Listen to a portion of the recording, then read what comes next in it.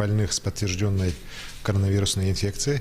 Все они находятся в стационаре, проводится лечение. Состояние у всех удовлетворительное, заметное даже по некоторым есть уже улучшение.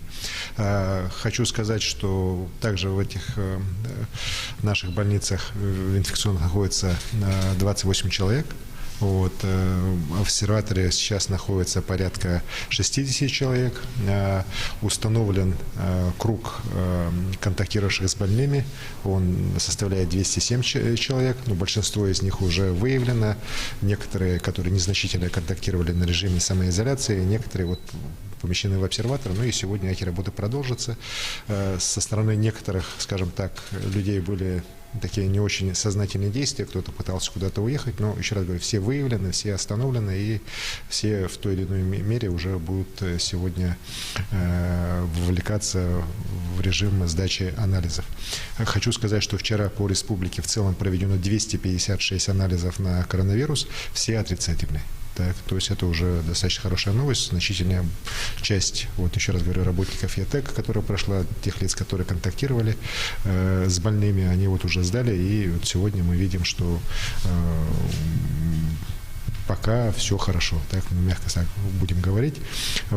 Хочу также отметить, что особое внимание, я и вчера говорил, и сегодня хочу повторить, внимание тем лицам, которые в течение последних 2 недель приехали в республику из-за границы.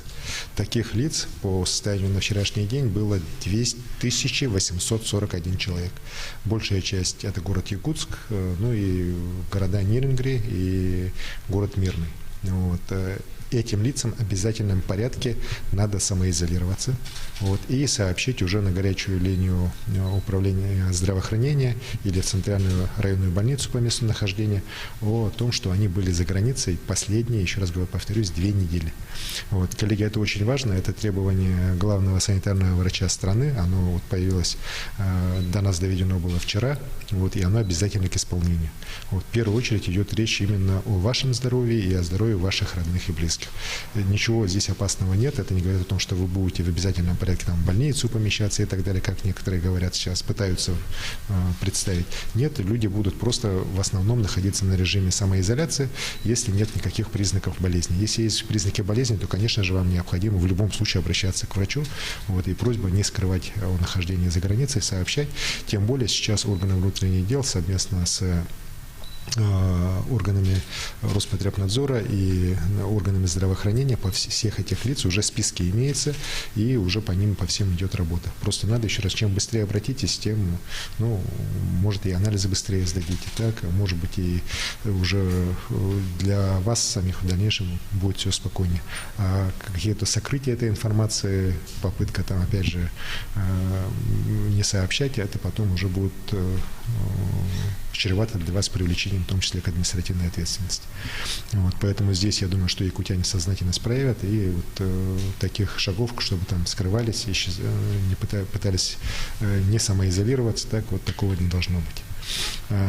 Сейчас мною дано поручение в дальнейшем тоже работу проводить по большему переходу государственных, муниципальных учреждений на удаленный метод работы.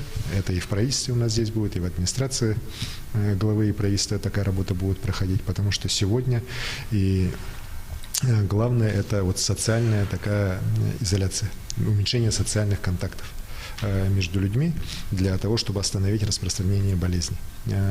С этой точки зрения я обращаюсь к работодателям республики, как можно, еще раз говорю, больше удаленный метод работы применять. В этом, как показывает опыт, с учетом нынешних уже развития информокоммуникационных технологий, ничего сложного нет. И как раз этим надо очень усиленно сегодня пользоваться.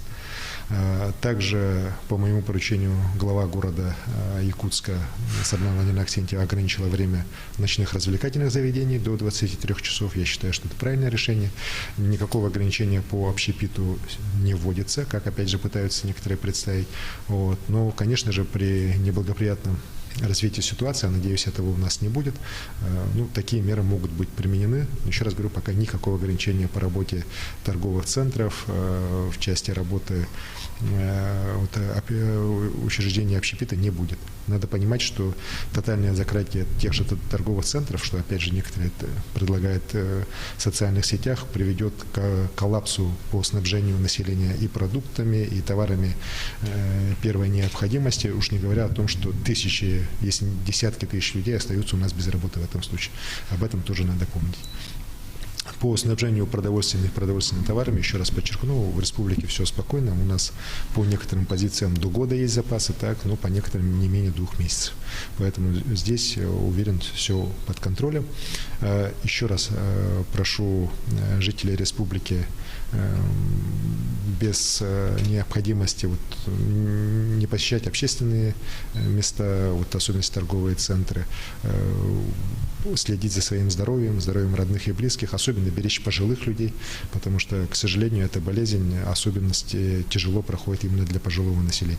Если для детей она практически проходит бессимптомно, так она их даже не затрагивает, как ни странно, да, для нас, то в первую очередь эта болезнь в этот раз, она, конечно, очень серьезно бьет по пожилому населению. Поэтому наших родных и близких, старшее поколение надо особо беречь.